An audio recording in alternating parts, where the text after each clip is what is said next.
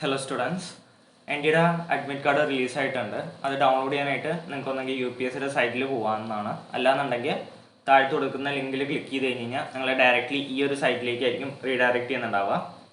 ഇവിടെ നിങ്ങൾക്ക് to download admit card എന്നുള്ള സ്ഥലത്ത് നിങ്ങൾ ക്ലിക്ക് ചെയ്ത് കഴിഞ്ഞാൽ നിങ്ങൾക്ക് കുറച്ച് ഇൻസ്ട്രക്ഷൻസ് കാണിക്കും. ഈ ഇൻസ്ട്രക്ഷൻസ് എല്ലാവരും നിങ്ങൾ വായിച്ച് നോക്കിയിട്ട് നിങ്ങൾ എസ് എന്നിട്ട് കൊടുക്കുക. അത് കൊടുത്തതിന് ശേഷം നിങ്ങൾക്ക് ഇവിടെ രണ്ട് ഓപ്ഷൻ ചോദിക്കും. ഒന്നെങ്കിൽ രജിസ്ട്രേഷൻ ID വഴിയോ അല്ലാന്നുണ്ടെങ്കിൽ റോൾ നമ്പർ വഴിയോ നിങ്ങൾക്ക് നിങ്ങളുടെ അഡ്മിറ്റ് കാർഡ് ഡൗൺലോഡ് ചെയ്യാവുന്നതാണ്.